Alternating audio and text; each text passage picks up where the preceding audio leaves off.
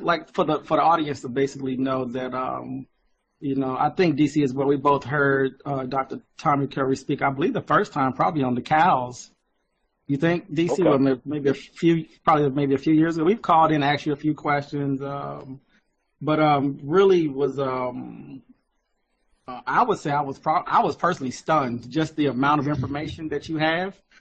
And when we put this program together probably a year ago, well, we've been doing this for probably a few years, but on Black Talk Radio probably the last 7 or 8 months. Outside of Gus and Dr. Wells and obviously Mr. Fuller, you definitely sort of kind of reshaped a lot of things. I think I didn't even realize honestly that this much information about specifically around Black philosophy was even out there, or that that you had these environments where people were discussing. I know you had mentioned, I think you had wrote about something, and you had said that you studied all these Black philosophers, and you was able to write either a dissertation or something you was going to write. You end up putting together, and you only did it from Black philosophy, historically speaking. Yeah, that was my dissertation back in oh God, how long was it? Back in 2008, 2009. Yeah. Yeah. And, you know, it's and you know, the funny story about that is that it's, you know, a lot of, even today, people are told that they can't write dissertations just on Black people. Mm-hmm. Wow. Right? Because when you look at the dissertations coming out, Black philosophers usually write on white philosophers studying Black people. I just fundamentally disagree with that perspective. I think Black people can study themselves. They don't need white theories to dictate how they come about understanding their own problems in the world. Okay. Yeah, I noticed that a lot of times when I just listen to a lot of different things you've discussed, and also some of your lectures in class, and I noticed that as you're challenging whiteness, or you and you can speak on this. Obviously, you're the one who are making the statements, but that Black people should always try to, I guess, reflect or look at oneself, and no matter what level you are, what you're doing in life, and then whatever that is, write about it, discuss it, and kind of from that position versus always, I don't know if it's coming through whiteness versus looking at, just looking at yourself and living, whatever is happening in your life, maybe real time and even historically, always kind of coming from that or creating something from that. Yeah, absolutely. Absolutely. I don't think that Black people, and I'm going to argue about this in the academy all the time, I don't think Black people should look at themselves through the eyes of their oppressors. I just fundamentally disagree with that positionality. So if you take something like psychoanalysis, or you take something like phenomenology, which are, aspects of how we study experience in the university, ask yourself, why do you have to start with the ideas that unconscious formations begins with savagery? Begins with, like if you look at Freud, right? Totem and Taboo begins with stories of savage people in Africa and the Caribbean and South Asia wanting to rape their daughters, right? Why start with that? You see what I'm saying? So, we can get a lot of places by having our own theories and thinking without having to appeal to European sentiments about our own positionality. So you find that from your position, you're saying that that's really not what's happening, though. Most Black people are still of course coming that's not from what's happening. Right. Well, No. yeah, obviously. But that's what I'm saying. The mythologies that white people formed about African people or about Malay or about different races of people that are not white come from this kind of paranoia and exotification. So they built their theories as if they're retreating from that, right? Freud's view was like, listen, we've evolved beyond incest.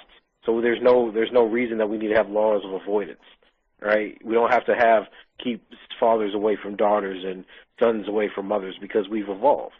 So, why do you want to create a theory where the thing that you think is deposited in your id is the savagery of black folk, right? Like, it makes no sense.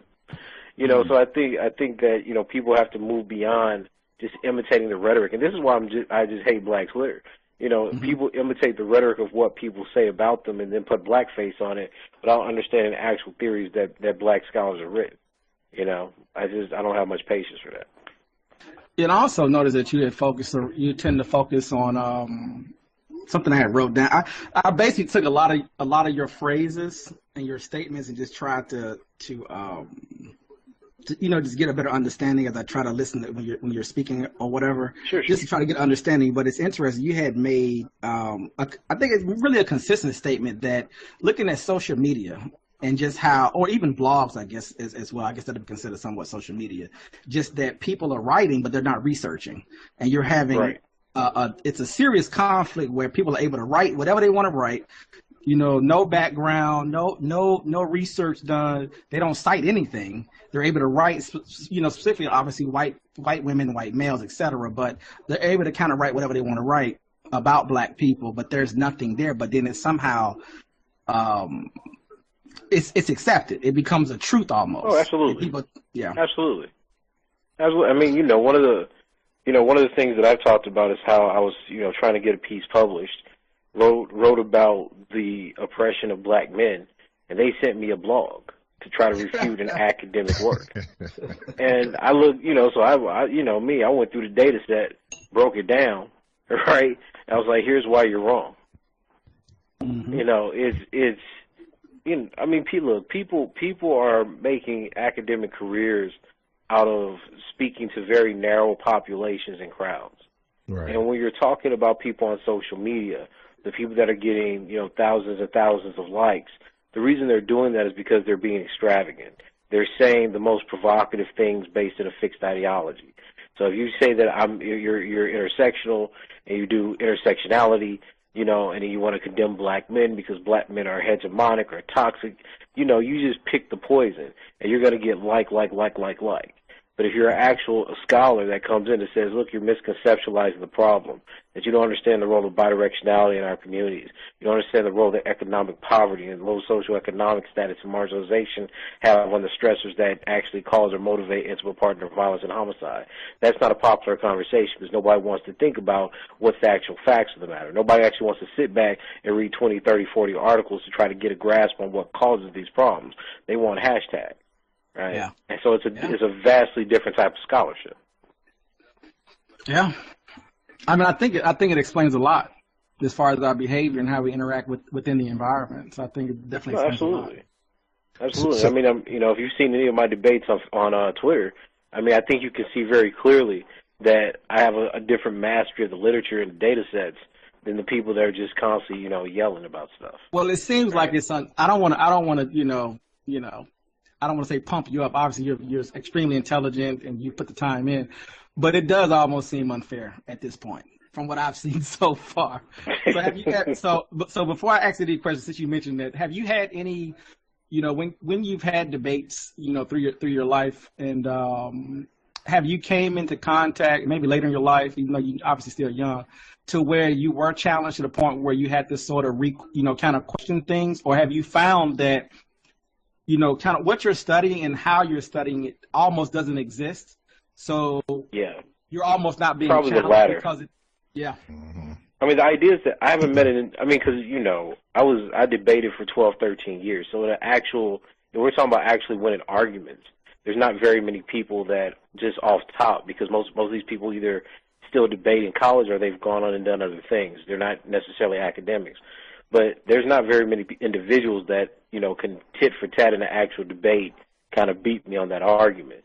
But I have run across people that I found have perspectives and research that have made me reconceptualize things. So like, Jim Sidanius' work, or Jim Sidanius' work out at Harvard on social dominance theory, that really changed my perspective on how we're looking at the situation of black men. But most of the kinds of things that changed my perspective are me reading the books of people that I didn't know about more so than just conversations. I don't find, especially philosophers, philosophers don't research. Philosophers are notorious for not really reading, right? That's not how the field developed. So it's not, for them, most of everything is intuition. It's, trying to come up with a kind of performative argument. Like people give papers and, I'm sorry? No, I was just saying original thought. I'm sorry, I didn't mean to interrupt. Yeah, no, I didn't hear. Yeah, but so it's like, people don't read books and they write whole papers about things that are already false. It's funny, I mentioned my wife today. I said, look, why they want to build an elaborate argument for something that I can literally go to an archive, find, and then disprove. Right? So why make the argument if the question is just an issue of research and finding out the actual fact of the matter? I don't find that to be useful, expenditure of intelligence. But, some fields are different. So if it's I'd okay, much rather do research. If it's okay, we're going to bounce around a little bit. That's okay with you. So the book that you have coming out in July, I believe is it going to be around a black male rape? Black boy rape as far as, go ahead. It's going to be around a lot of things. So The Man Not is a text that is trying to explain the history and conceptualizations of black males in America. And it differs from other books because, when you look at Robert Staples' book on black masculinity, or you look at what I think is one of the best books out on black men, which is Anthony LaMelle's work on black gender politics and black masculinity, I think what you find is that they're trying to answer back an argument, right? They're trying to show that black men are not patriarchal. They're trying to show that black men suffer, from dual depression, right? They're taking on very specific people. And while their books are very good in doing that, what it doesn't offer us is an at-large conceptualization of how we understand black men throughout history. So my book tries to articulate the concept of the man not, the idea that black men were never men, under Western patriarchy and colonialism, and they suffer from what I call anti-black misandry, that there is a visceral hate and anti-black stereotypes that are associated with the very idea of black maleness. So what I start off with is, as you were just mentioning, a history of rape or the history of sexual violence against black males. So when we look at slavery, when we look at feminist rhetoric, when we look at colonial practices or mass rapes in Brazil, we see that black men and boys were definitely raped and sexually assaulted, sodomized throughout the history of colonization and slavery. What does that mean for how we imagine black men? Traditionally, we think of the concept of rape as belonging specifically to female bodies. When we talk about analyses or cases of rape during slavery, we're generally talking about or imagining white men raping black women. And while that did happen, and while black women have been completely debased and dehumanized based on those sexual practices, it wasn't exclusive to them. So while you have people like Angela Davis, for instance, that make claims that, black men were beaten and flogged and whipped, black women were beaten, flogged, whipped, and raped. That's just no longer the case. The research that we have, the excellent work of people like Thomas Foster, have shown that black men definitely endured this as a part and practice of slavery. Once we conceptualize that, then how does that change our frame? We traditionally think of black men and boys as being victims of racism, being shot and killed in the streets, incarcerated, not getting jobs, working themselves to death, right? We think about that. But what does it mean when we talk about the sexual violence that black men experienced during Jim Crow, where people like Willie McGee were being raped by William Etta Hawkins, that a black man that was trying to find work ends up being raped by the white woman who works in the house, right? How do we retell history given that kind of violence and abuse? So the second chapter of the book is talking actually about Eldridge Cleaver and his perspectives about white women as being part of the pinnacle, the center, the foundation of the violence of white supremacy. Then I actually move into very real questions about how we deal with these questions in our own community. What does it mean to talk about black men as victims of intimate partner violence and intimate partner homicide? What does it mean when we start talking about the early sexual experience of young black boys who are being, statutorily raped at the ages of 7, 9, 6, right? These things happen in our community, and it doesn't just happen by older black women raping young black boys. It also happens by older men raping young black boys. So there's violences in our community that we're not actually speaking or studying, but at the end, if black boys end up traumatized and end up acting out because of that trauma, we don't really have a way to talk about them outside as victims. We just talk about them as criminals. So my book is an attempt to really humanize black men and boys, to show that the kinds of violence and the histories of trauma that they've dealt with don't make them lesser people. It doesn't justify the theories that largely are coming out of feminist ideas, which suggest that they're just hyper-masculine. They're victims of their environment. I just don't believe that black men are ontologically flawed. They're not fundamentally distorted in their being. They're oppressed. And I think that there's not really a lot of literature today that takes that perspective because people don't have a compassion, especially black academics. They don't demonstrate a compassion when they speak about young black men and boys. They don't see the potential of young black boys. When we talk about black men, they say make them feminists. And my question is why? Black men and women have exactly the same values about gender. So why are we trying to say that we need a political ideology to correct black men as if black men are fundamentally the problem? Right? The problem isn't that black men hate black women. We have some of that in our communities, but black women hate black men. We have the same studies that show that black men believe that black women are working against them, or the same studies that show that black women believe that black men are irresponsible, lazy, and dogs. So we have problems or stereotypes that have been interiorized by black folk that come from our larger environment. Black people don't wake up and say that we hate each other. We live in a world that tells us that we should hate each other, that tells us we should despise our blackness, that we should hate our history, that we should look in the mirror and want to be white. That's the function of white supremacy. So when we internalize white supremacy or the ideas of our own inferiority, that manifests itself in the ways that we have stereotypes about each other. But that is not the natural condition of black people. Right? So in order for us to understand what has been put inside us, how we've been socialized to believe about each other, we have to take a step back and actually do study. And this is why I'm constantly saying we need black study, not these kind of identity politics or morality.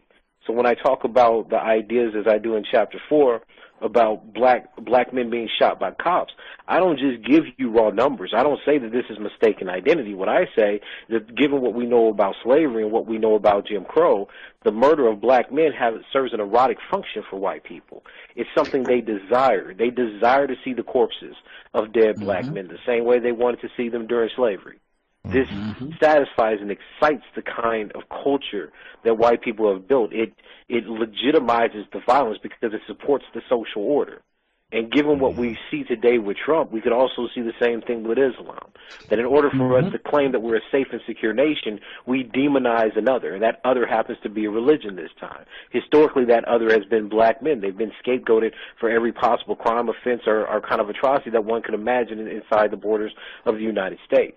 So we have to kind of reorient ourselves around what we actually see that violence and trauma to be. We have to ask ourselves, for example, why are black men who are stopped and frisked or black men who are shot also having their genitalia, mutilated, having their having their testes stumped, right? Being penetrated with guns and batons, and why are these types of violences happening?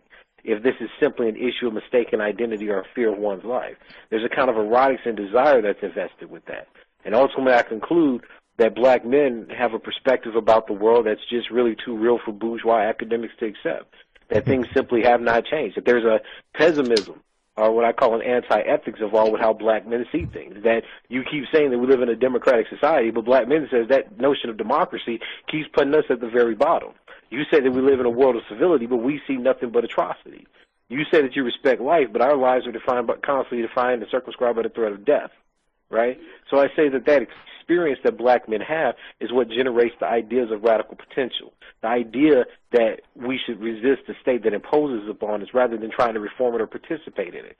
It's not an accident that black men are isolated from society. And I think that we are isolated from society not just because of the function of racism, but because society actually understands that black men are dangerous. Historically, they've always played the function of rupturing the systems that have kept humanity oppressed.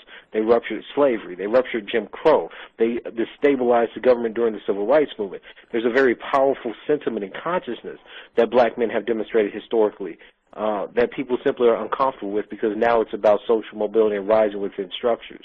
So I don't think it's an accident that you have black intellectuals, the black intelligentsia, the black middle class taking on the same ideas of young black boys as super predators and dangerous that you see liberal whites and white conservatives doing as well. So what I'm trying to do is reformulate the very basis that we use or have to understand what black men and boys are going through in this society. Now, obviously I know you're not doing this alone, but is there a group or a connection through universities that are assisting you with some of this research? And could you just speak real quick? I know DC wants to get in. Could you just speak real quick? I tease DC a lot about HBCUs, and I was telling him, I said it's fascinating that we have so many black colleges that what you're doing, I wouldn't say should be normal because I understand the system that we're living in, but it's why wouldn't we be seeing that more historically speaking? Maybe the last 100 years or so, you have black universities, you have black educators but you're still not getting, are you getting any assistance from that environment at all? Well, I've spoken at HBCUs, and I've always found them to be pretty receptive of the message. Mm-hmm.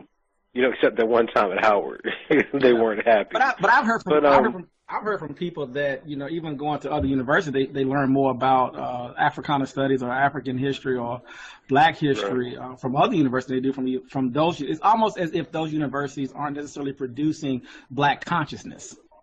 Well, I think it's a certain type of Black consciousness, right? Like HBCUs have traditionally been more conservative in their approach to civil rights because they've traditionally been charged with putting out the best of the best, so to speak. Black people who, can operate in white systems that are representative and have strong self-esteem so they can endure, the assaults of white supremacy. And I think that's a very important function, right? I think that because we need those people. However, you're not the type of radicality, right, that you see in, some of the people that are doing Afro-pessimism or like the kind of work that I do. Doesn't find a natural home at HBCUs because it's really reacting to the environments that you find in predominantly white colleges and universities, right? It's responding to a kind of literature that's responding Black people's problems. You said something very interesting. DC, I'm a key said I apologize, but I can. No, go ahead, man. Dr. Kerr, you said something. Yes, sir. That I was listening to something you were saying about the part. Being, radicalizing Black people possibly through universities, not necessarily saying through universities, but through universities versus, you got to help me out a little bit, I think versus us doing things to assimilate into whiteness more, or I hate to say it that way, but just being more representative, Yeah, and I noticed that you had kind of hammered that in where the radicalization part, we're not necessarily seeing, I believe in your position, we're not necessarily seeing that part, should that exist. I know that was more of a question that you had in place. Well, should you see Black radicalization happening? Should Blacks be set up a certain way when they're coming through these systems versus having Black people be more prepared to deal with white folks in a different type of way, in a way that's more comfortable for them? Well, look, I think that when you talk about the university and different types of Black academics, you're going to always have different styles of engaging white people. My style, most people would probably say, is pretty antagonistic because I simply don't believe that, I just fundamentally don't believe that white people are superior to Black people. And I think that when we pretend, even in the university as students or professors, that white people share an equal stake in the kind of work we do, that it's immensely misleading. Right, that when white people study race, they're studying largely to absolve themselves. Right, they're studying because they're not fundamentally affected by race. They just felt bad about their whiteness. They feel bad about their privilege, or maybe they married a Black person or slept with a Black person. They're like, oh my God, this isn't fair. Or they got a black baby or something. Right, that becomes a different investment. But when you're talking about the actual realities of living with Black people, of loving Black women, of having Black children, of living in Black communities, you have a vastly different stake in understanding the basis by which Black people are fundamentally oppressed. And that difference is reflected in how you actually approach the problems of racism and white supremacy. Now, HBCUs are good in the sense that they affirm Blackness, right? They tell Black people that it's okay to be Black, that you can be in an environment full of Black people and these people will respect you, et cetera, right? That's very important. However, the traditional mission of Black HBCUs has often been to reproduce a Black middle class, right? So you don't get the same kind of antagonism, right, towards these systems, right? Whereas you would if you get people that's in predominantly white institutions and they're fighting against white people all day, right? It's just a different mode of engagement.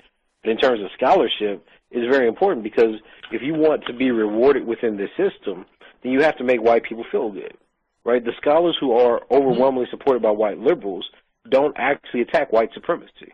They say white supremacy is bad, we should feel bad about it, but they're not attacking like benefactors who are giving them jobs at, top institutions, Ivy League, semi-Ivies, etc.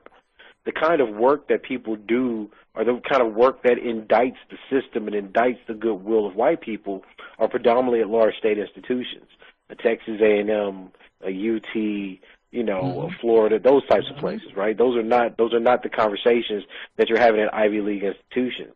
In reality, they're probably not the conversation that you're having at a lot of HBCUs. So it's a vastly different perspective, right? It's a fundamentally different kind of work. Okay. DC, I got about 2 more questions. I promise I'll let you jump in. Well, a couple of things. Do you think that, I wonder sometimes when you're trying to develop something within this environment, obviously it's going to be attacked, but as black people move into the so-called middle class or the black middle class, they tend not to have the information that they need, I think. Do you believe that HBCUs is giving black people that kind of, or any university for that matter, giving black people the information that they need to function correctly within the environment? Or if they had information based off how you position things, would they have a different experience? They can still function in it, but just a different vision or a different experience on this reality. And the reason why I'm asking, I think it would be the latter. Okay, because I interact with people who obviously PhDs, master degrees, been to college, make X, Y, and Z, live in certain neighborhoods, either black or non-black, but just talking, this is anecdotal, of course, but talking to them, it doesn't seem they have a real, not every one of them obviously, but many people don't have a real reality, a black reality. They tend to make things appear that this is just how things are. Color isn't really there, even though I know it's there. But we're really not going to talk about it in any particular context. We just know that this is how we survive. Is it more of a survival thing than anything? Us just trying to survive? Yeah, I think I think for a lot of people that's a large part of it. Okay. Yeah, well, for a lot of people, I think that's a part of it, right? People are coping with. Think about it. How do people who have lived their whole lives on the idea that if they work hard enough, they'll make it, deal with the reality that no matter how hard you work, you're never going to be the same as a white person? And, of course, there's individual cases where there's a truth, but overwhelmingly, educated black people in this country still experience a kind of discrimination that disadvantages their accumulation of wealth, right? Even if you make a high income, you don't necessarily accumulate wealth. So that's a real problem. And I don't think that you were talking about the perspective. You see, when we teach people about racism, and this is a large problem, I constantly tell my classes this, when you teach people about racism, you have to ask yourself, what are you teaching them for? So if you're teaching people about racism because you want people to identify privilege, then you're vastly missing the mark. When you teach about racism, you're talking about violence. You're talking about a stratification of society in which black people and brown folks are positioned outside of the core of that society, which is going to be middle class and upper class white people. You're going to talk about the ways in which black people, even when they're educated, are positioned against the interests of poor whites. And poor whites, because they outnumber them, will often override the interests of educated and middle-class blacks. You see, to teach about racism is to teach about the ways that structures influence and reproduce ideological positionalities. How white people, even when it doesn't benefit them, as in the case of poor whites, will vote for somebody like Trump because the idea of an ethno-nationalist environment is much better for them than the idea of a black person trying to bring about economic equality. You see, that's the power of racism. It's not about antipathies or aversions based on skin color. That's a part of it. That's a product of it. It's a consequence of it. But racism is fundamentally about the way that you organize a society to get it to reproduce certain kinds of inequities along the lines of economics and race that ultimately benefit a white majority ruling class.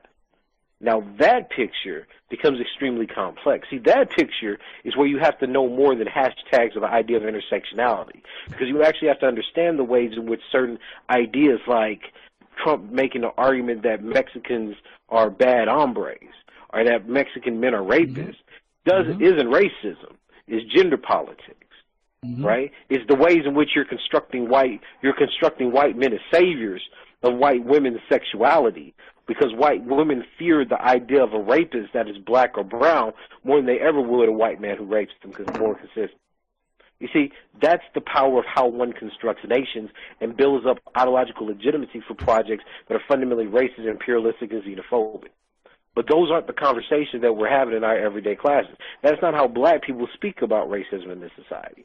Black people largely speak about racism based on how they feel people discriminate against them. Should we always do race, gender, and class together? No. Okay. because I don't think we really understand what those terms mean. Okay. Like for example, when we say this, and this has been one of my biggest criticisms of intersectionality, or at least the way that people have applied intersectionality, right? When you say race, class, and gender, what exactly are you talking about, right? Okay. So does that mean if I look at a situation where a black man has been convicted of beating his wife, I say, okay, well, it's a situation of race, so these people perhaps may internalize white supremacy or they're oppressed. But it's a case of gender because men want power over women, so they abuse women for it. But, in terms of class, well, I don't really know what to make of that. I guess poor people, because he's a poor black man, he's beating her because he wants to be a rich white man, right? Is that my analysis?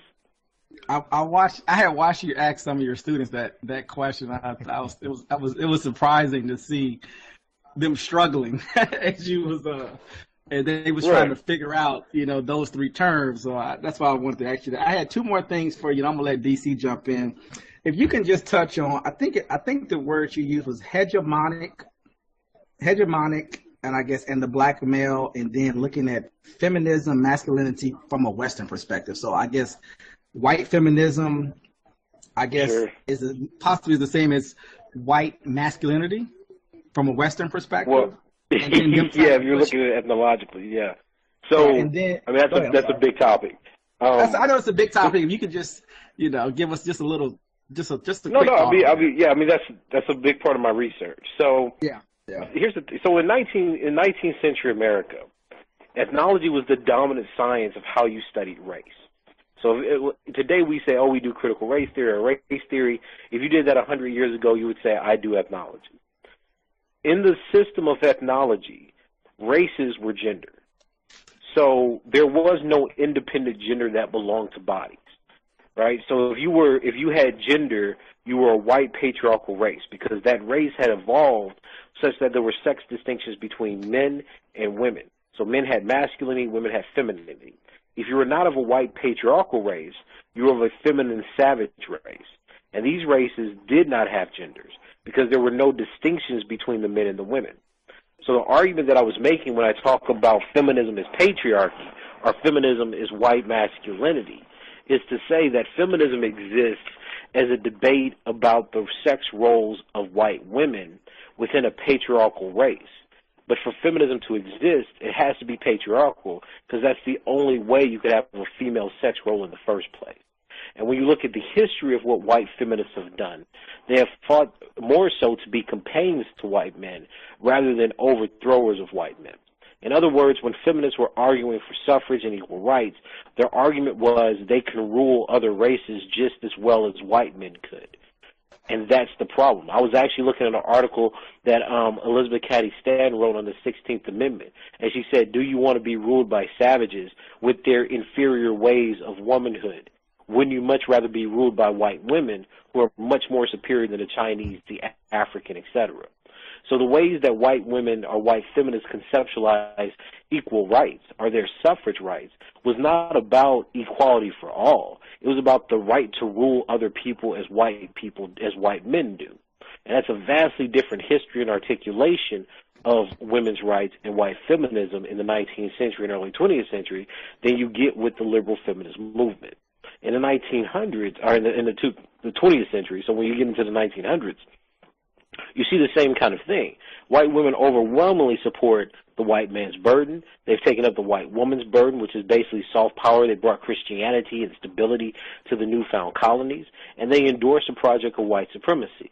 So you ask yourself, how is it that white women who were being celebrated by the KKK in 1920 for getting the right to vote because now they could absolutely crush the Negro's right to the ballot, right, because there's more white people voting, how these very same people who are being celebrated by the KKK somehow become the greatest victims of patriarchy 30, 40 years later?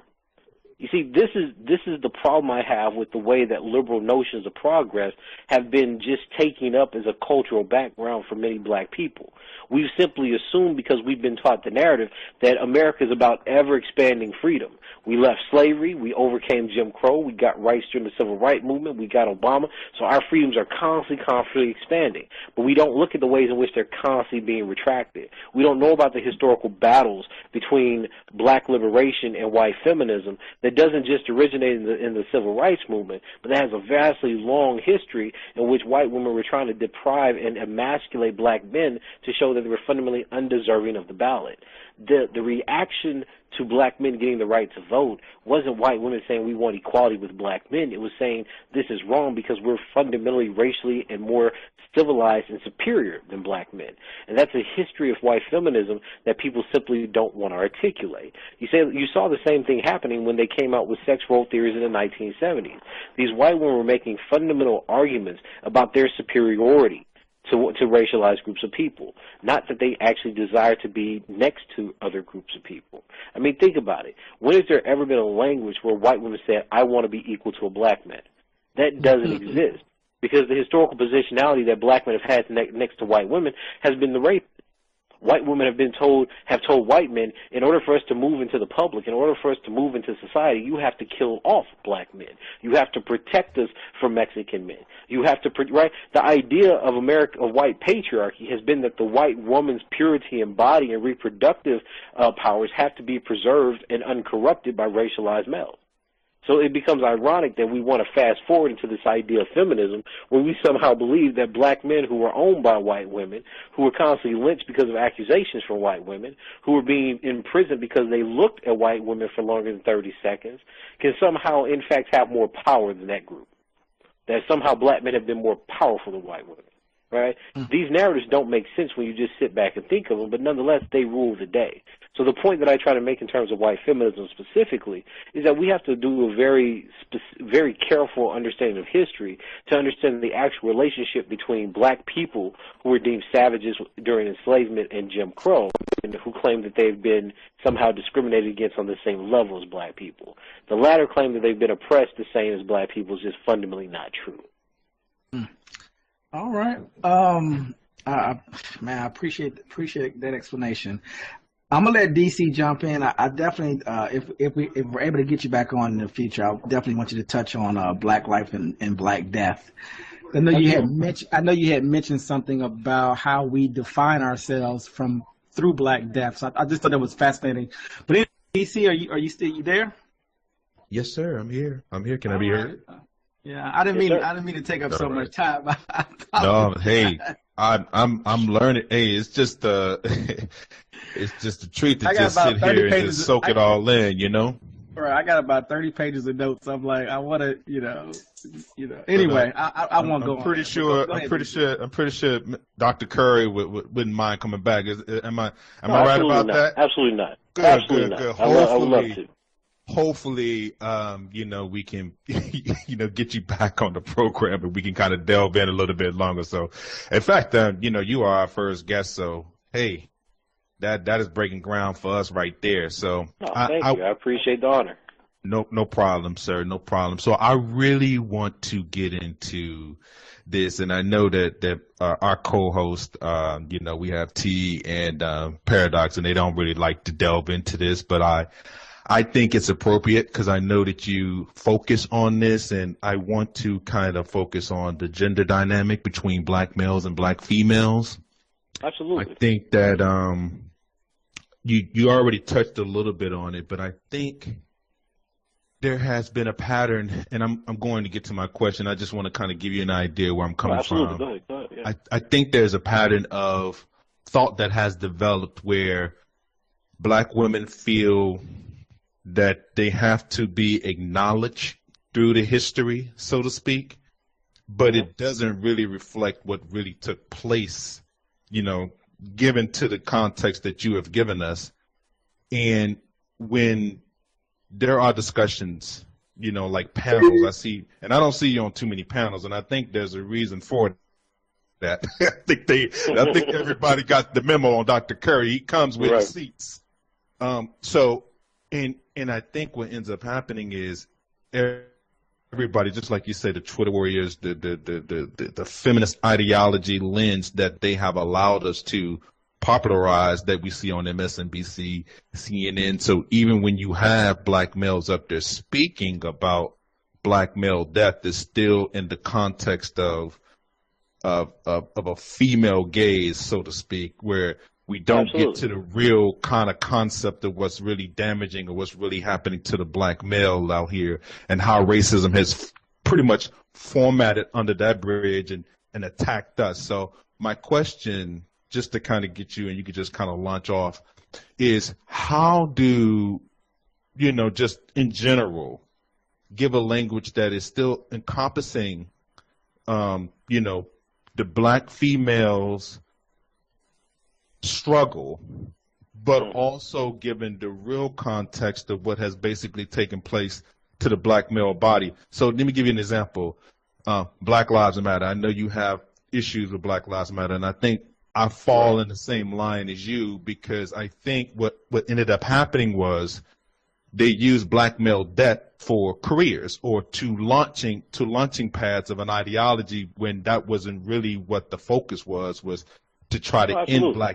black male death. And I just kind of want you to kind of go off on that and see if there's a way that we can kind of bridge the gap because we're all about trying to put us together instead of separate. So if you can kind of speak Oh, to that in absolutely. larger Look, detail. look. I mean, there's a few nuances. One, I think black women do have. I mean, if we're talking about concepts of erasure from history, I have two little girls. I think it is extremely important for us to recover the role that black women have played, throughout civil rights, slavery, etc. Right? Because that's our people, right? It's important for us to have black women researching black women, their stories, their positions, their experience, etc. I have absolutely no problem with that. I support it wholeheartedly. I think the problem comes in when you have very narrow identity politics being utilized to suggest that some stories should be heard while others should not be. In other words, that we've heard enough about black men, we shouldn't study or hear about them anymore. So we're going to decide that at every panel, at every conference, at every conversation about death, it's black women. And I can tell you from personal experience, given that I work on black men, that's exactly the dynamic that's predominant in the academy.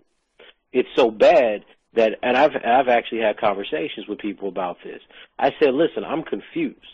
Black women outnumber black men in the academy, but you tell black men that they can't talk about themselves as being the most underrepresented, even though that's a material fact. Now, that's not to say that black women can't talk about their discrimination and oppression and marginalization in the academy, but why is there investment in denying black males from being able to speak about their experience from their own positionality? And what I've discovered over lots of conversations and name calling and et cetera is that these things are ways to motivate people's careers. That the academy, just like society, actively discriminates against black males because they're undesirable bodies. That when black men are in job pools, black men are discredited simply because they don't like the way the person speaks, they don't like the way the person looks, or some white woman in a hiring committee will say that she feels threatened or the person doesn't have a nice attitude. This is the way that black men are being constructed even in universities. So when we're talking about how black men and black women can actually have conversations that cross that border, then the conversation has to be about like actual fact. It has to be that, listen, just because black women have one experience, that's not the totality of gender experience, right? That just because somebody says that they're a feminist, that doesn't stop the conversation. The way we exist in a world today where it's like if someone says I'm a feminist or I feel silenced, the conversation should end and focus on that person's experience or feelings. That's not how you actually grow a conversation or a history or a dialogue about different positions. Black men and women are not going to agree on everything. Right? My wife and I don't agree on everything. We agree on a lot of things, but there are some things because I experience the world as a black man and she experiences the world as a black woman that we just don't see eye to eye at. Now, that doesn't mean that one's more condemnable than the other.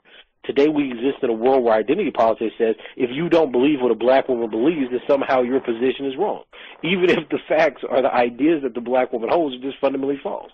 And we have to move beyond that kind of silliness. Right? The gender wars that we see today are largely based on people making their careers. They've thrown black men under the bus. They have asserted that black men have power and privilege when black men's population in the university is simply not increased, much less overall in society in terms of middle class and white collar jobs. People assert that black men are fundamentally dangerous, that the largest killers are black women, this ridiculous statistic that Jamelia Lemieux and Amber Phillips said not too long ago, that black men are the number 2 killers, are the number 1 killers of black women. This Right. kind of silliness only perpetuates the investment that white systems of criminality have in the university. Because what we're doing is we're creating a black middle class that's extremely comfortable with pathologizing black men, because most black men exist still in lower classes, right? We've taught black people that their bourgeois liberal politics includes the condemnation of black males, and that's not a strategy for liberation. It's anti-black misandry. It's social mobility, but it's not a strategy for black liberation. And then when we hear about domestic violence, or we hear about issues of rape in our communities, we just deposit all of that blame and all that criminality on black men, right? I think this is one of the reasons that Stacey's Patton book is so important, about sparing the child, is that it really does show that black women have a role to play in the socialization of violence and trauma in young black boys' lives. That's not to say that we should completely blame black women, but it's to say that they have a part next to white supremacy, systemic abuse and oppression, poverty. But we have to start looking at the roles that are happening in our community. Right now, the gender war says, oh, there's a communal problem, it's a straight black man's fault, right? They construct black men in ways that are just caricaturized. So straight black men evidently are the most evil beings that exist in the black community. They hate women, they hate homosexuals, they hate themselves, they're prone to rape, they're prone to abuse, they're prone to violence, right? I mean, think about this. These are the same racist stereotypes that white people have about black men. The only reason that we accept them is because we recodify them as if they're somehow gender norms. That, oh, we're not really racist, we're just talking about gender. But the concept you have of gender hypermasculizes black men and makes them fundamentally deviants in the communities and families that they exist in. So it's not accurate, because we can test any of these ideas or our attitudes of black men and find the exact opposite. But two, it's like, what is the personal investment of the person that claims that they're a black scholar, that only looks at the effect or the consequence of black male actions? In other words, if you're so interested in the dynamics of intimate partner violence in the black community, if you're truly concerned about black women, then why have you not asked the question, why do black men and black women beat each other? Why are the rates of domestic violence disproportionate?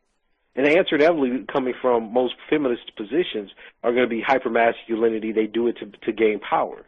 But when we actually look at the literature, we're dealing with actual problems like unemployment, previous histories of abuse, depression, right? Anxiety, neuroses, mental health, right? These are real problems that people deal with that can't be explained away simply because you decided to read bell hooks for the first time.